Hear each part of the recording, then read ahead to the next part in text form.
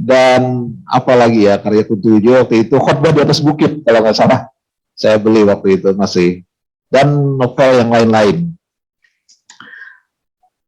Nah, cuma begini, kalau agama itu adalah ekspresi keseluruhan jati diri manusia, sastra juga adalah ungkapan dari kompleksitas kehidupan manusia.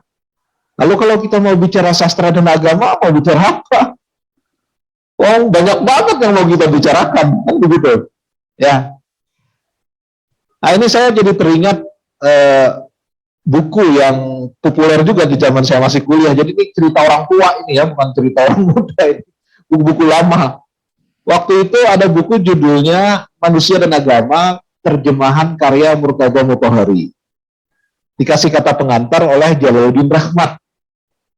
Nah, dalam kata pengantarnya yang indah, selalu Jalal kalau bikin kata pengantar itu indah sekali gitu ya.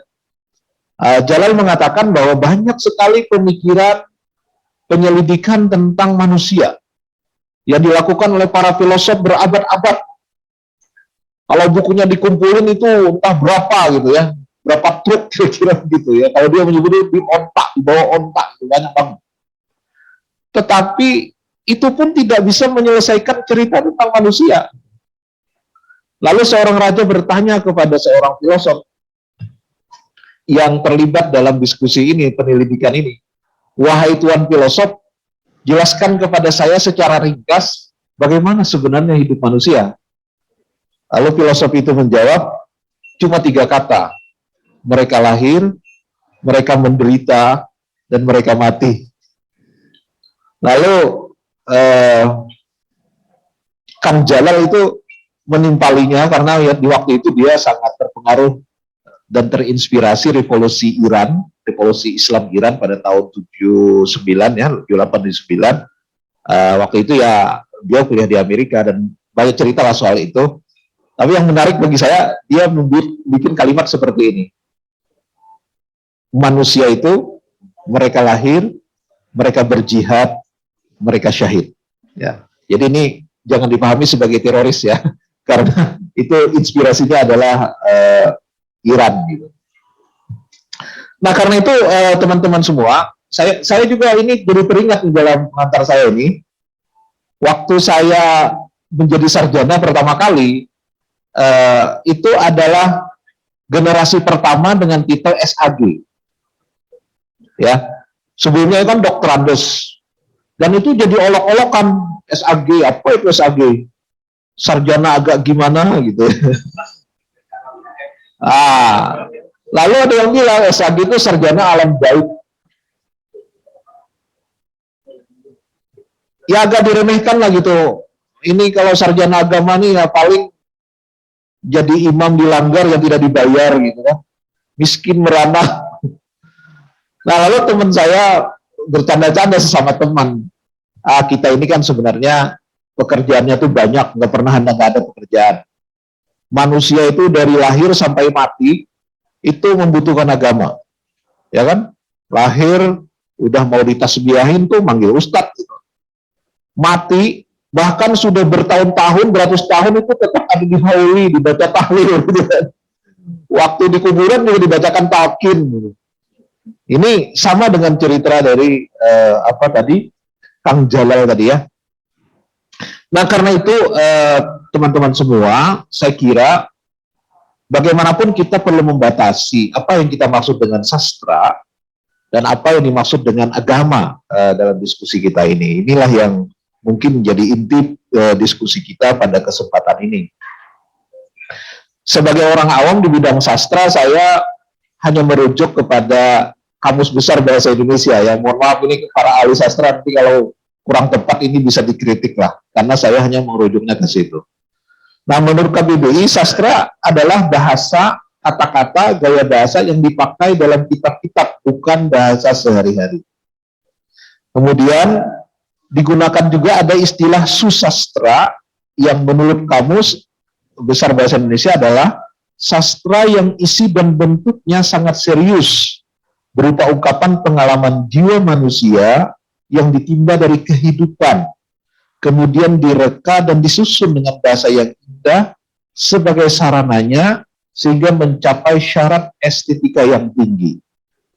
Nah, saya menganalisis pengertian yang saya temukan di dalam KBBI ini, berarti sastra itu, kalau kita menggunakan filsafat ya, ada form, ada matter, gitu, ada surah, ada maddah kalau dalam bahasa Arabnya, ada bentuk, ada isi. Jadi bentuknya adalah keindahan bahasa, isinya adalah pengalaman hidup manusia. Kira-kira seperti itu. Jadi dia mengungkapkan pengalaman hidup manusia yang kompleks dalam bahasa yang indah. Mungkin itu pemahaman saya dari definisi ini. Nah, sekarang apa yang kita maksud dengan agama dalam kaitan dengan sastra? Ini kalau definisi agama banyak banget juga dari para ahli agama sendiri, para penganut agama itu, atau para sarjana, itu banyak. Nah, karena itu saya di sini langsung saja kepada pengertian yang digunakan oleh para penggemar sastra atau para ahli sastra. Ya,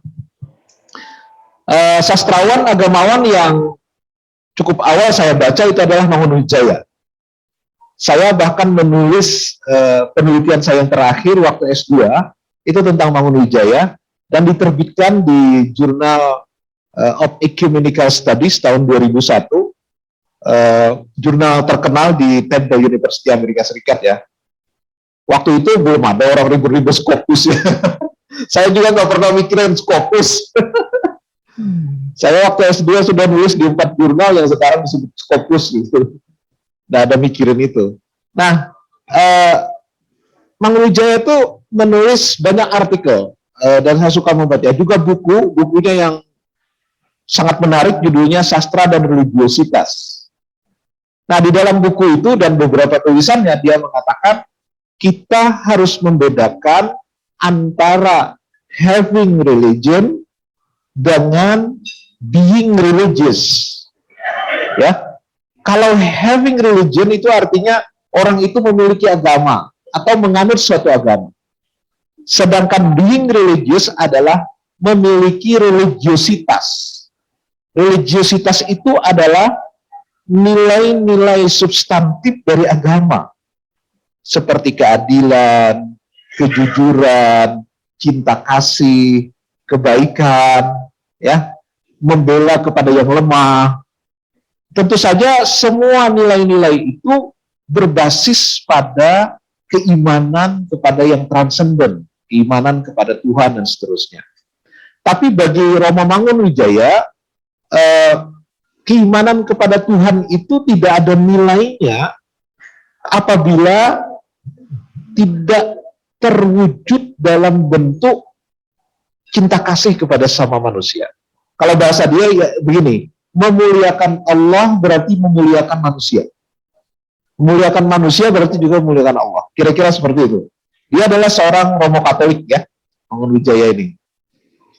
Nah, karena itu Romo Mangun menganggap bahwa sebuah karya sastra yang religius itu tidak harus banyak mengutip ayat suci, banyak mengutip hadis, atau perkataan para tokoh agama, banyak menyebut Tuhan, tidak perlu. Ya.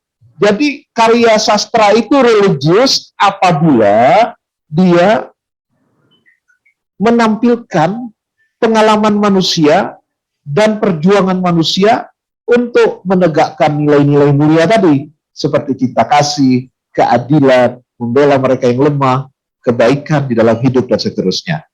Nah, ini saya banyak mengutip di sini, tapi kalau dibacakan akan bosan. Ya. Jadi kurang lebih seperti itulah apa yang dikatakan oleh Romo Mangun. Sehingga Romo Mangun itu sangat apresiatif misalnya dengan cerpen yang terkenal di tahun 50-an, 60-an ya, bahkan sampai tahun 70-an, yaitu karangan A.A. Nafis, Robohnya Surau Kami.